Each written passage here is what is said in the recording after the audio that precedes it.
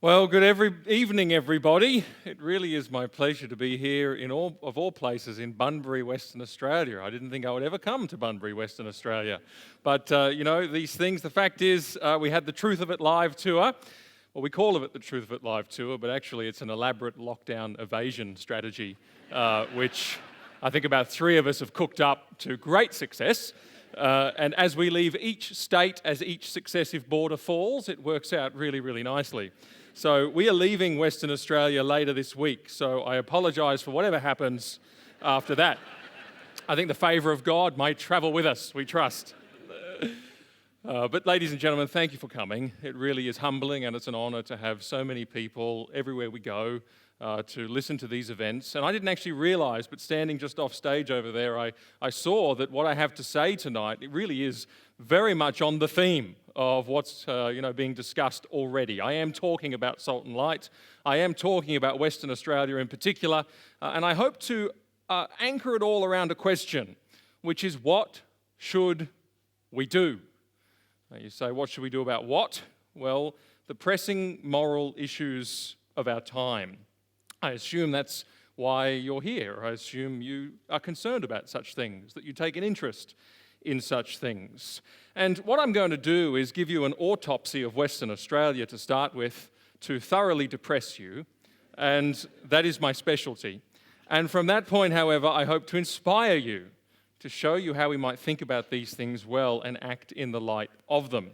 Now, some of you might not know this about me, but I was involved in the establishment of a group called the Human Rights Law Alliance just a few years ago. And HRLA, or the Alliance, is a law firm which is dedicated to helping people who get in trouble with the law for living out their faith. And you might say, well, you'd hope that such a service isn't necessary. And to be honest, I wasn't sure when it first started. But the fact is, it has been extremely busy ever since it began, and it continues to be busy today. It is, in fact, in the capable hands of a West Australian lawyer, John Steenhoff, who now has moved to Canberra to take up the role and to run that very capably. But it doesn't just get cases from WA, it gets cases from all over Australia. But there are cases in WA. For example, when the West Australian State Government declined our bookings for venues when we tried to come here, HRLA stepped in to help. Now, that was something that was justified under the basis that we didn't share the values of the West Australian State Government, or, as it said, the vast majority of Western Australians. Now, that's actually very concerning. And it's concerning because the places where you have governments that try to cancel people who disagree with them are not democracies. That is quite simply the mindset of what the Communist Chinese government might do. And I do wonder, where is the mindset of the person who writes that policy and thinks that's a good idea? I mean, who are they employing? Who is working here? It's a totalitarian mindset, and that's why it was concerning. Now, we're not too worried on the whole about whether people want to have us or not, but when it came to the government, that was a different story. Now, this is something I want to point out to you that is becoming a bit of a new normal for many Christians across the country. It's been fairly normal for us for a while, but someone's got to be the lightning rod. But it's becoming a new normal for many people across the country, many Christians, and I'm going to show you how. And when I start to do this, a lot of people, they say, oh, you're just playing the victim. Look, I will never be a victim because Jesus died for me. It's not possible. So we're not victims. No one in the room is a victim. Let's not get that mindset. But we need to tell the truth about what is happening so that we know how to respond well, okay? And that's what I'm going to do this evening. We knew that we would have some trouble on this tour. We knew that. We knew that we might have some protests. We knew that there would be some activist activity on our ticketing system, which there was. We knew we might end up with some venue challenges. It took a lot longer than we expected, to be honest, because this is fairly normal. We've been dealing with this over recent years quite a lot. I mean, I never forget. In fact, it's actually easier at the moment than it was a couple of years ago. I'll never forget I worked for ACL back in December 2016, previous managing director. And I'll never forget the car bombing of our office. An activist blew up a van in the car park and took out part of the office. That was the sort of situation we were in then. So it's actually alleviated just a bit. But, a bit of pressure is coming on now. Now, we knew this through the Human Rights Law Alliance as well. I said that the HRLA took cases from WA. For example, one of the cases that they're running at the moment, it's fairly long running, is the case of Byron and Kira. They're West Australians and they applied to become foster parents for children under the age of 5 to provide them with respite care on weekends and so forth while they're between foster homes. That is a critical, urgent need in Western Australia. Now, they had to go through a selection process for that, and they filled out all kinds of surveys, and they knocked it out of the park on every selection criteria. They were absolutely front and centre, no problems. Until, of course, they had to do a quiz on the SOGI issue, sexual orientation, gender identity, and they were asked very particular questions about their faith convictions on these subjects.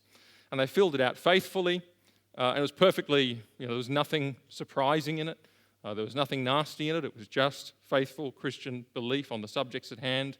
And then they were declined. Now, the thing is, though, they made a very good point when they were filling it out. They said, well, we've applied to be respite carers for children under the age of 5, so it's hardly likely to apply, which is a good point, right?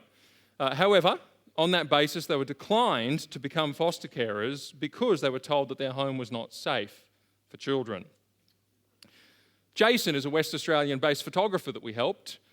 Jason was in a situation where an old school friend of his decided to reach out to him to take some family photos.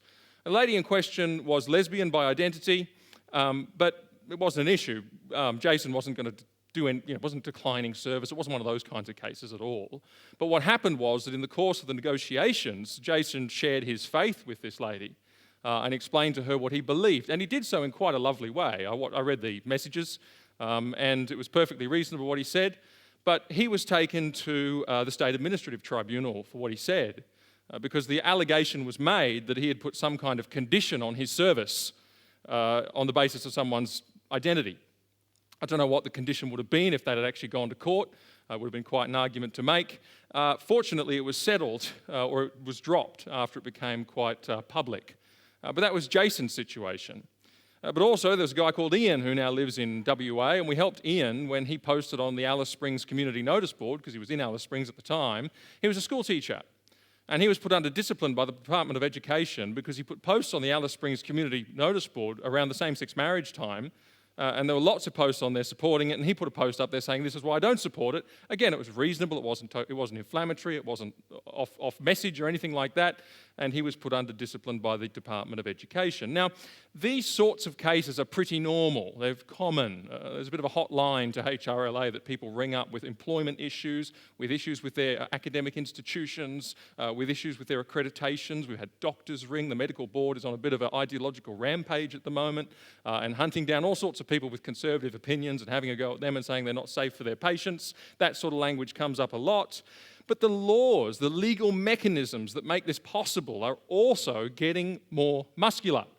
It's not just that there's activists at work, there's laws that are passing to make it easier. And one of the ones that's relevant to you in Western Australia is this law, which is horrifically named, conversion therapy legislation. I mean, as soon as you say conversion therapy, everyone has a freak out and thinks that you're talking about something terrible. Well, here's the reality. Conversion therapy is not happening in Western Australia, okay? Now, there might be one guy somewhere with a shingle out, I don't know. But basically, it's not happening. It's not a Christian idea that you can therapyize someone into conversion or anything like that. That's not the situation at all. But what this law does is it uses that name as a cover so that people don't have the guts to speak against it. And it uses that name as a cover to do all sorts of other things. The other things include, as Peter told you, for example, it actually makes it legally fraught for a parent to speak to their child about issues of gender identity if the child claims to have gender dysphoria or identify as the other. It could be a 10-year-old, an 11-year-old, a 12-year-old. They could have gone to school. They could have heard about all the stuff that they talk about at school with gender bending and all the rest of it. And if the parent talks to the child and says, well, even if they say, well, let's wait and see. Let's just wait and see, which is the way that the large part of the medical profession deals with this issue and has dealt with it up until now, that could be a criminal act. That could be a criminal act. Now, it's not just me saying this. We have better lawyers than me writing submissions into the Victorian state government when they passed this law. You had the Victorian Law Institute oppose the law, and they are not conservative, let me tell you that. You had the AMA of Victoria oppose the law. So this is not a small thing. It's quite a big deal, and I did a video where I just go through the legislation line by line and show what it plainly says, which includes this. For example, the legislation also, and I think this is an Australian first, the legislation in the Victorian scenario, it specifically names prayer as a potential criminal offence. I don't think that's ever happened before. No, it definitely hasn't. But if you pray for someone, even by request, and your prayer relates in any way to their gender identity or their sexual orientation or anything like that, you could be committing a criminal act. Again, if you're a pastor and you speak on these issues, some of my talks, if I say God's will for a person's life is, if I'm a man, God's will for my life is either to remain single in a minority of cases or get married to a woman for the rest of my life. That is inducing people to suppress their sexual orientation because I'm saying God's approval rests on this through the statements that I'm making. That could be a criminal act. And if someone goes and says that harmed me, and that's all you need, and the harm could be temporary mental discomfort in the definition, then that could be an imprisonable offence. And you say, no, that's never going to happen. Well, the law says it could happen. And I know a few activists who would love nothing more than to try and do that. Because what the law actually does in effect is it potentially criminalises a whole side of the debate, right down to speech. In fact, the explanatory memorandum of the bill specifically says that conversations can be in breach of the law. Conversations with community leaders, i.e. pastors. That's the conversion therapy legislation. So they say conversion therapy does rather a lot more. And I've often, anyway, that's the situation with that. There's also a number of social policies changing from which it's harder for Christians to opt out. You find, for example, in abortion legislation, conscientious objectors don't really get out of it. If somebody feels like they can't perform abortions, they have to, under law, refer to somebody who definitely will. Now, that's not really much of a break in the chain, is it? So there's no respect for the conscientious objection of people who feel they can't do this, which wouldn't be too hard to legislate. In fact, there's been a case out of Victoria on that it's always Victoria, isn't it? Not always, but often. There's been a case out of Victoria on this very matter where a doctor had a couple come to him for a late-term abortion because the child was a girl. And he thought that was terrible because the child was viable at the time. And so he reported it. But silly him, they didn't go after the couple, they went after him because he had declined, and he had declined to refer, and that was illegal. You also see difficulties around euthanasia as well, for people who say, well, I can't kill someone. I just can't do that. I draw the line there. And plenty of Christians are in that situation, because it is wrong, by the way, just in case you needed me to tell you. You can't kill someone. But again, you've got to give a leaflet with the information that sends the person to the right place. All of these things, there's this sort of muscularizing of so much stuff. Yeah, look, I was actually going to make a comment about COVID, but in the interest of time, I won't. You can ask me about it in the Q&A. Where is it going to end? That's the question. And I don't know quite where it's going to end. But I'll tell you what, now that I've got you depressed, I want to go back to the original question. What can we do? What can we do? And the answer is it depends. Because there's two kinds of problems which demand two kinds of answers. First, there's problems we can do something about that are in our control to some degree. But there's also plenty of problems that are out of our control, genuinely, and about which we can do nothing. And we need to distinguish the two. Because if you vex your soul over those things concerning which you can do nothing about, and you let them weigh you down, you will lose your peace. You will lose your joy. You'll be defeated by misery and anxiety. And this is the reason I was going to mention COVID, is because there are some people who are letting it drive them crazy.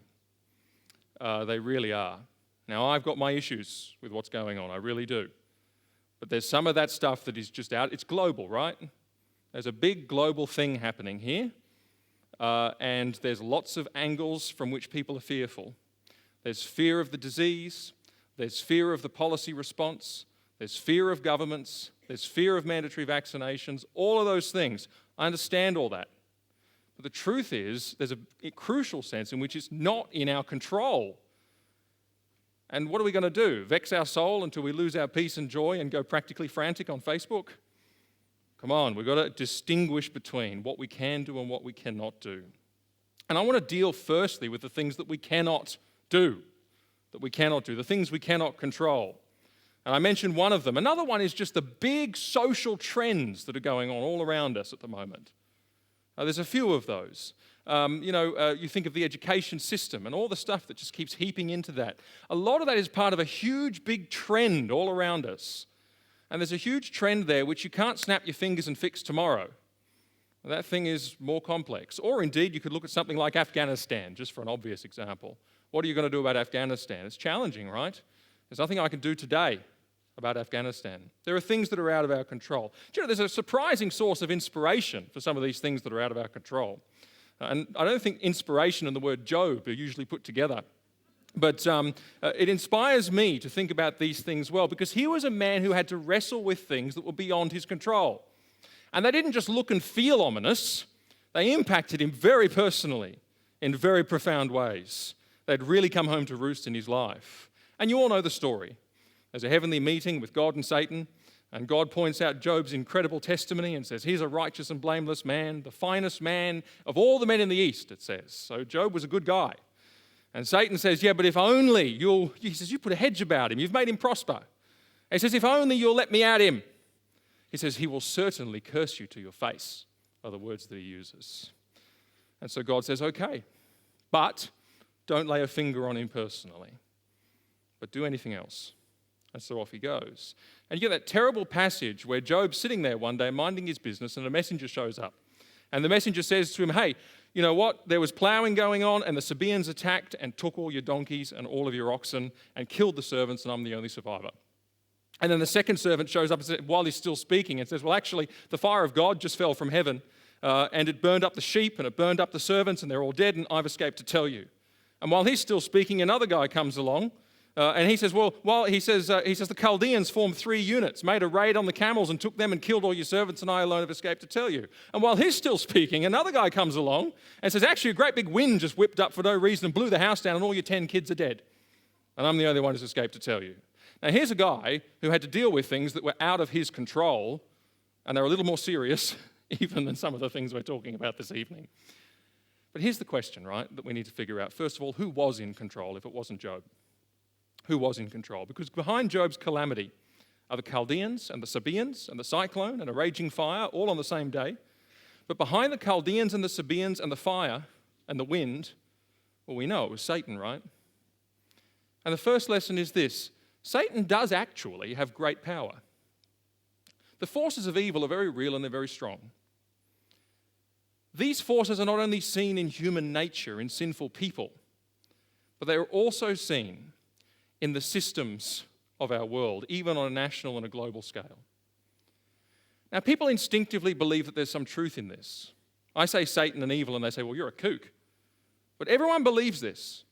Why else do progressives and Marxists and these types, why do they go on about systemic oppression, systemic racism, systems? They believe that there's systemic evil. They all believe that. They just misunderstand what it is.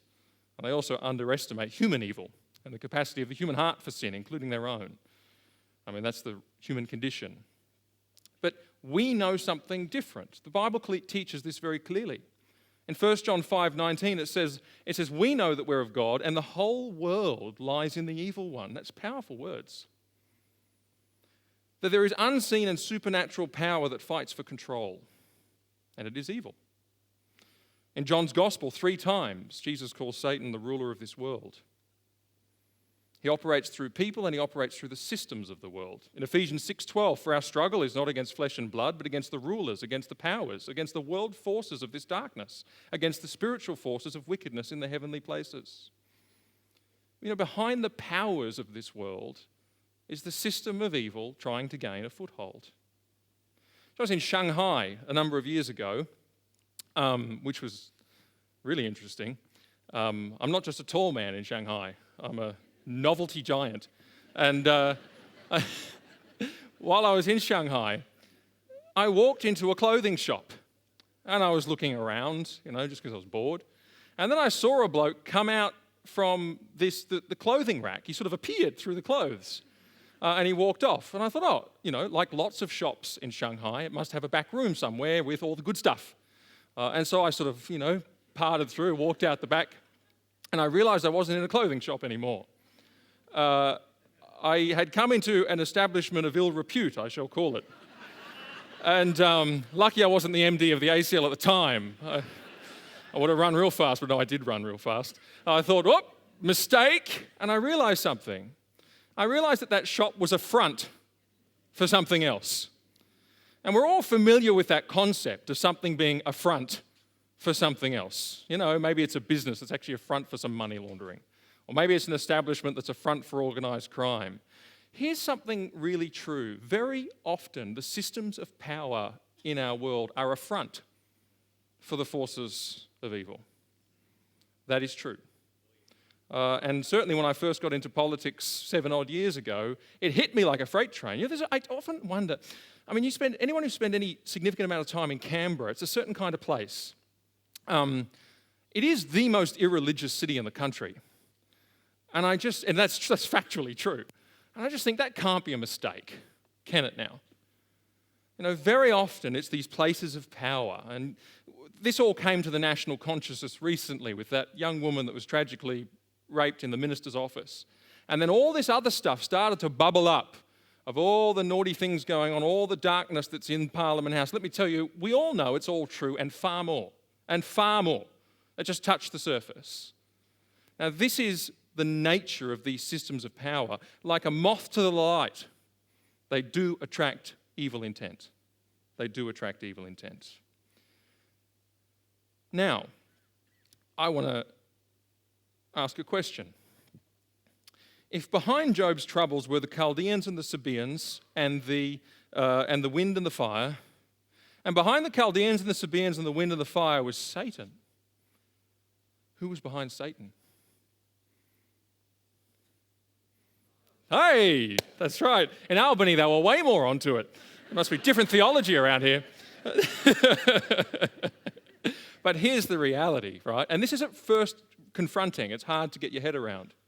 But the fact is, it's comforting. Because if God was not always ultimately in control, then evil would serve its own purposes, its own ends, and have its own way.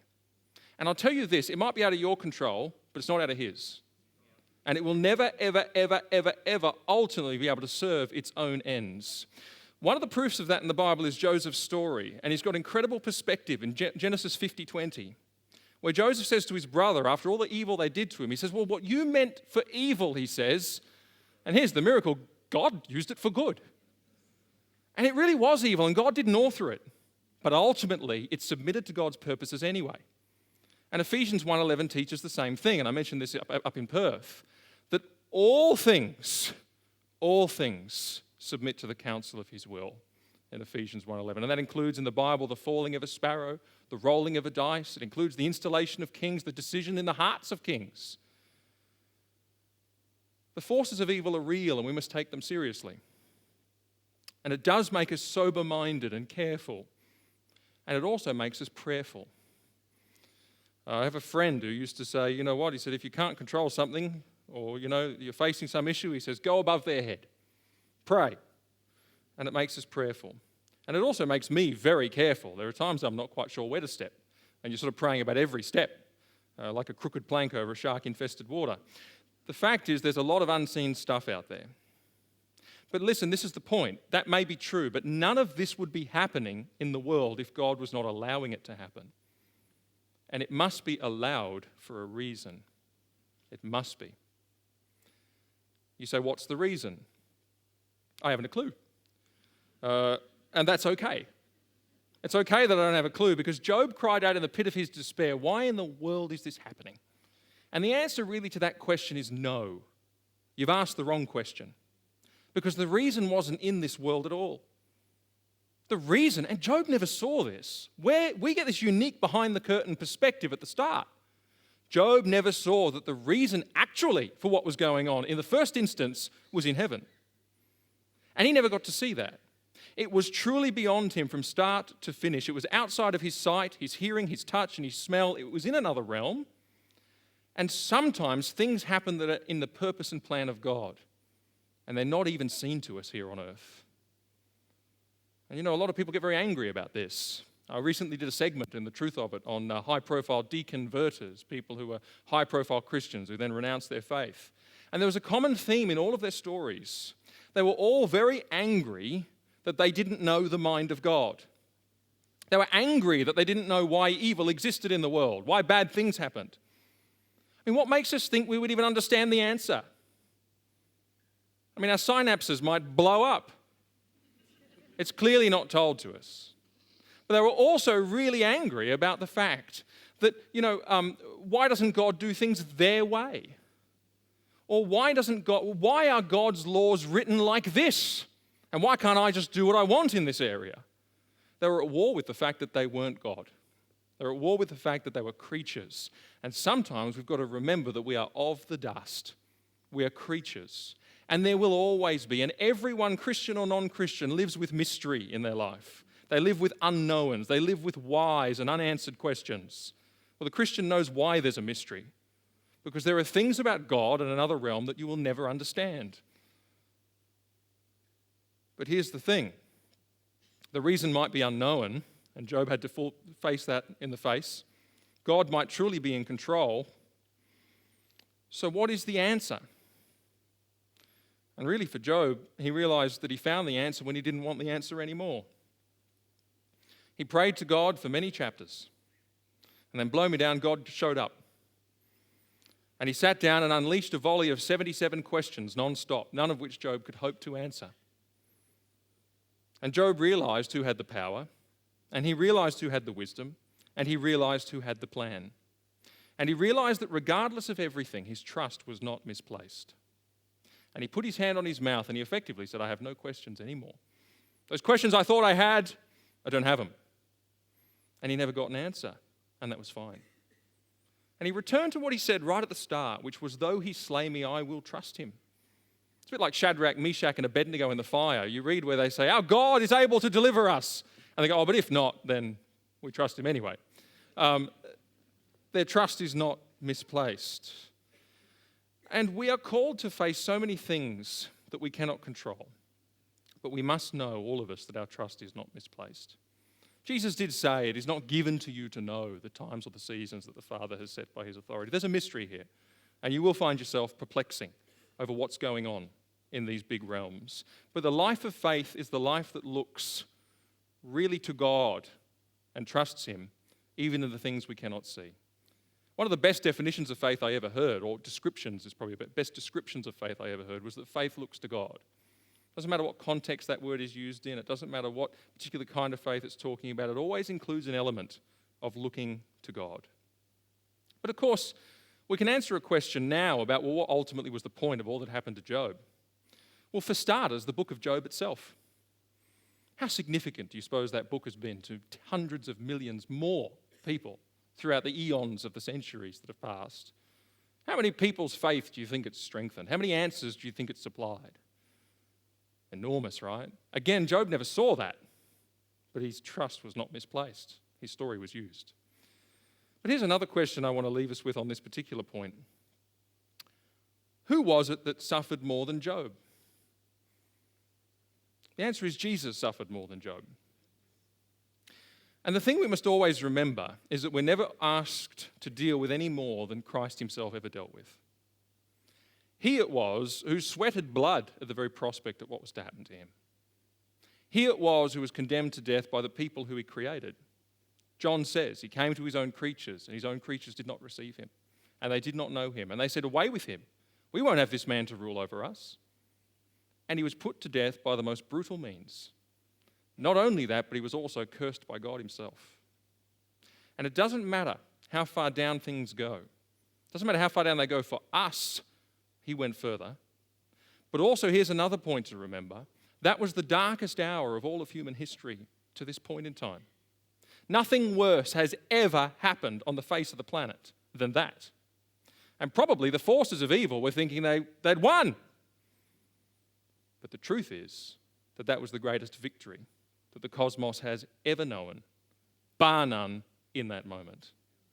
And so do you think,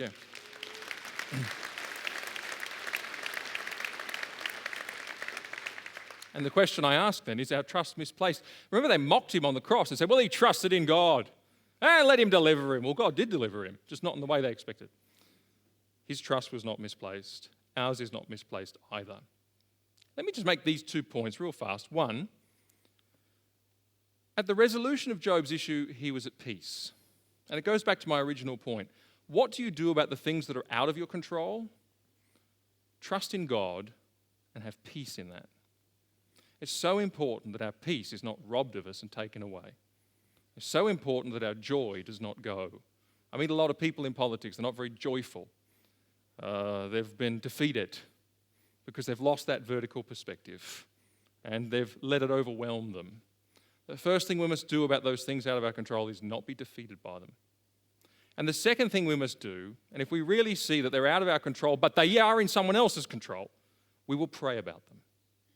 I often say in these talks, all through the Bible, you see so many occasions when the world goes to custard, and then God moves through one person who's ready to be used, and he changes things.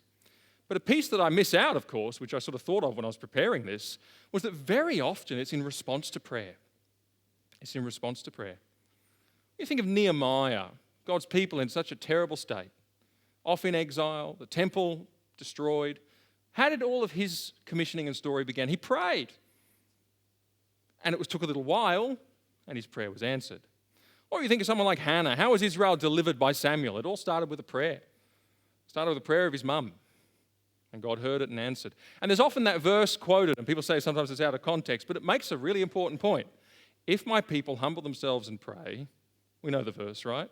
I will hear from heaven, and repent of their sins, I will hear from heaven and heal their land, etc. The most important word is if. If they will. And I think that in times like these, I think if something like COVID, this global disaster, is not enough to drive the people of God to prayer, then nothing is. And that is really how we should be responding. Not necessarily that it will go away, but that God's will be done, and as the Apostle Paul would have prayed, that it would all work out for the furtherance of the gospel. That is the most important thing. That is how we think about those things over which we have no control.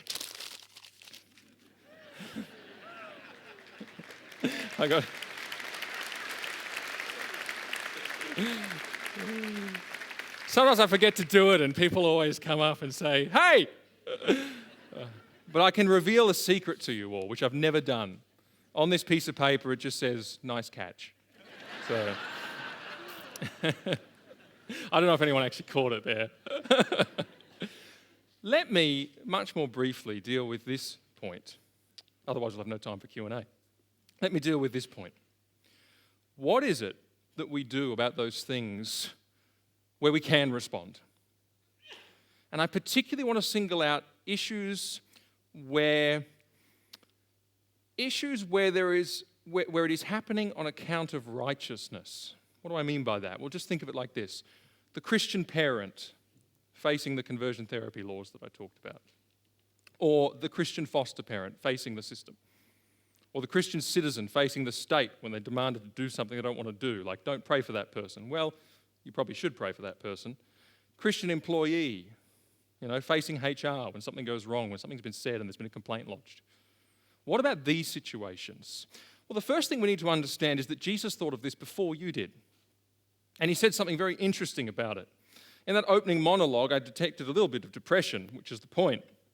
But this is what Jesus said when he thought about this. He said, "Blessed are the persecuted for righteousness' sake, for theirs is the kingdom of heaven." In other words, he said there's a blessing here. Perk up. There's a blessing. I mean, do we believe that? And he goes on and doubles down. He says, "Rejoice and be glad, for great is your reward in heaven." And I think it's very sad to see Christians living for this life. Christians living like this, like they've got blinkers on. And they're worried about all that's going on around them and the pressures of other people and the pressures of the institutions and all this kind of stuff.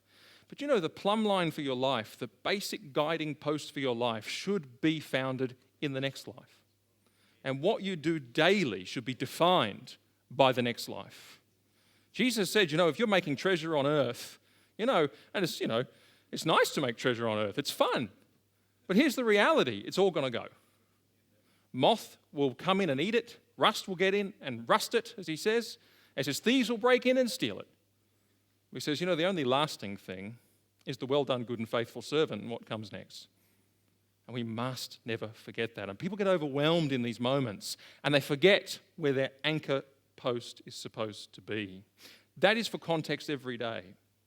Some people do turn to me at this point, because I've spoken on Matthew 5 before, and they say, Martyn, but it's not persecution. Steady on, steady on. Persecution is the lions eating you and, lit up as torches in Nero's day. Fair enough. I'm not going to take that away from anyone who's been through that experience. But I want to make it very clear.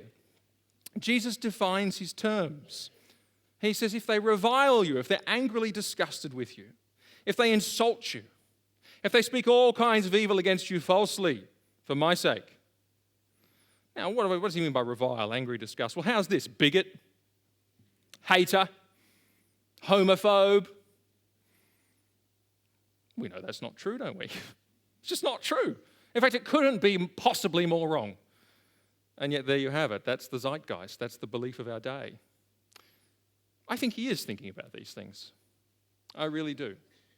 Actually, it's getting harder and harder. I was actually following a live feed discussion thread during the Olympics because I was in Tasmania, biding my time to get over the Berlin Wall to come into WA. And I watched TV for the first time in at least 8 years. Can you believe that? And I turned on the Olympics, and I don't know if that's a badge of honor or if it's weird, actually. But I turned on the Olympics, and it was interesting. I was watching this live feed discussion thing of the Olympics, and you remember Nicola McDermott? Was that her name? The high jumper that got silver. And of course, she was obviously a Christian, and she was there with her journal with the cross.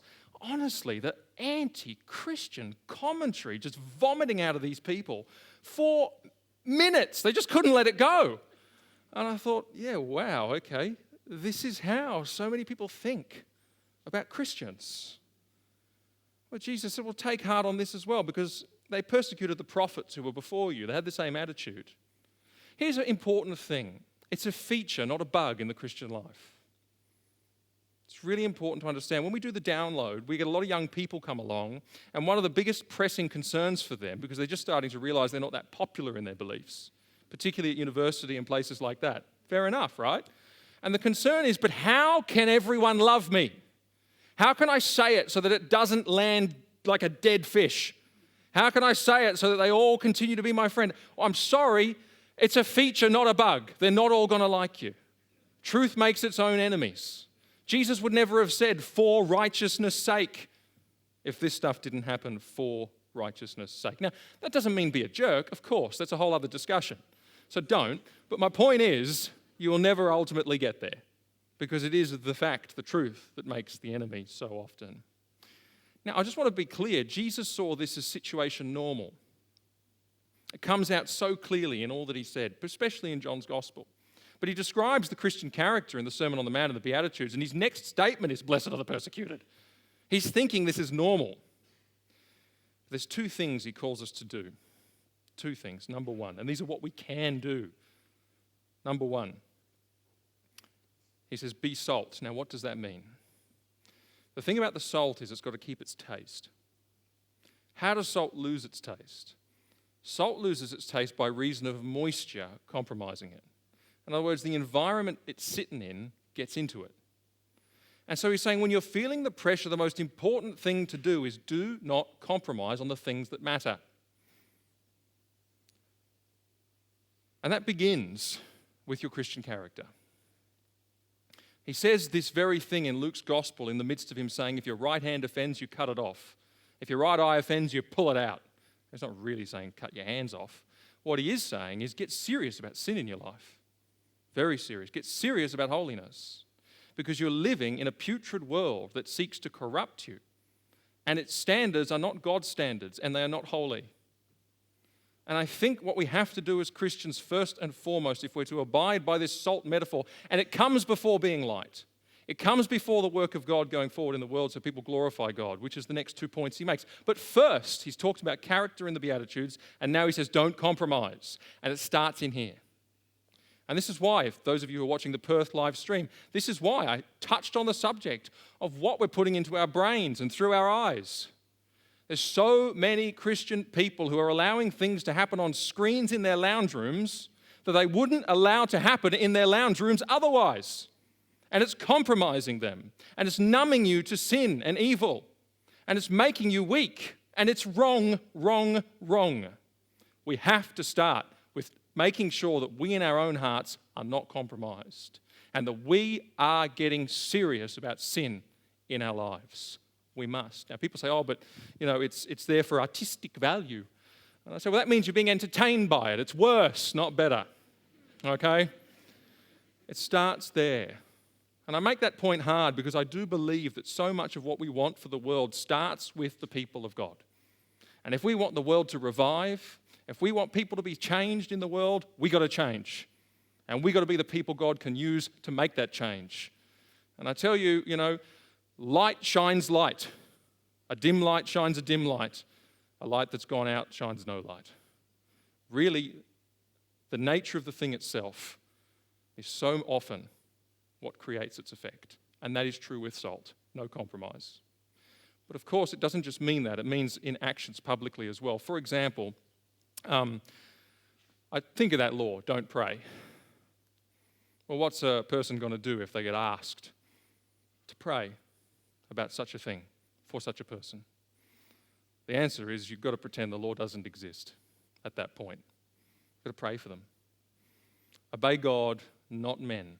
There's not many laws in this country where that clash happens, but that is one of them where it's very, very clear. We've got to make sure we're not bending to these standards. We've got to, in fact, make sure that we are a Daniel. Daniel knew that he couldn't plan his life better than God could. He knew that he couldn't be pragmatic and practical and figure out how to generate the right outcomes. He knew when his day of testing came, when they said, compromise, whether it was his prayer, whether it was his eating of the king's food, all these things. What did he do? He said, no, I will do the right thing today. I won't compromise even in Babylon, and God will take care of tomorrow. And so he did. It's the story of Daniel's life. Didn't hurt him, did it? He served 5 kings. I'm not saying that's definitely going to happen, but that's the reality. Salt, no compromise. Here's the second thing. The second thing we can do. The last thing we can do. Be light. Be light. In other words, be visible. Don't be under a basket. And this is a big challenge. The thing about being a Christian is you can hide. There's nothing really, hopefully you look like a relatively nice person. But the fact is you don't have to reveal who you are. That ship has sailed for me, let me tell you. But I didn't realize how I got away with it until I got the job with ACL, because people will ask you early on in the conversation, what do? You've got to reveal, right? You've got to say. But see, that's a good thing. I have a friend, actually, and he said to me, he said, my pastor was saying a good thing the other day. He said, you should introduce yourself as a Christian. I'm not saying in a weird, awkward way, be like, hey, I'm Martyn, I'm a Christian. But I do mean it should lead. It should lead in how you interact with the world. You shouldn't be in a workplace where they don't know. You shouldn't be in a university course where they don't know. People should know. Because visibility, now the problem is if you're visible, you've got to live like it, right? That's the challenge. Because the point is, if you are visible and if you're salty, you've got to make a difference in people's lives. People will ask you, if you are different, they will ask you. And you will get opportunities. And if you think, well, I never get any opportunities, well, pray for some opportunities. And they will come, I can tell you from experience. Or create some. Maybe do say, I'm Martyn and I'm a Christian. Not Martyn, whatever your name is. And see what happens. They might not pick it up, they might drop it. But visibility is so crucial, because if you are visible, then people know what makes you tick. They know why you are the way you are. And you can don't get too keen about what you can accomplish. Sometimes you just accomplish something with someone. You're going to change everyone's worldview in a single conversation. That's a big mistake we make, right? We think we'll have a conversation with someone and they'll just say, wow, you're right, blow me down. It doesn't usually happen that way. You might get to loosen one of the bolts, right? Good, the light's got to be on to loosen one of the bolts. Or you might be given an opportunity to put a rock in their shoe, as a friend of mine used to say. That's something that makes them think, You just never know.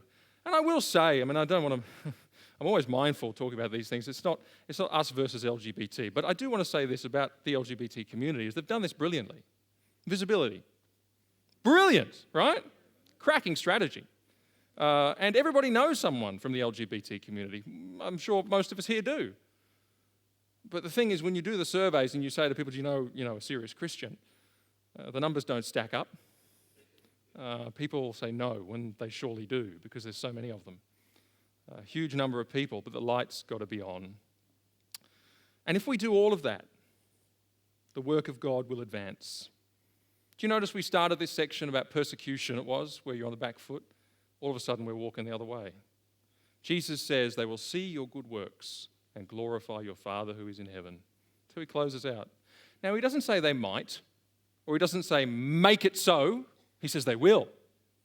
If you're salt and light, they will see your good works and glorify your Father who is in heaven. Sometimes the noise and the negativity is very loud. I've certainly found that. And we can think that that's all there is. But let me tell you, if you're salt and light, the good stuff is happening. But it usually happens very quietly. I've been so blessed, particularly through this tour, to meet people who come up to you and say, this is how I've been impacted. And you go, oh, good stuff is happening in the world. And you get the quiet stories whispered in your ear. It is happening. Jesus said that it would happen. And I want to finish with this. Note what is the ultimate goal. We can't lose this, even in the political sphere. The ultimate goal is that people would glorify God.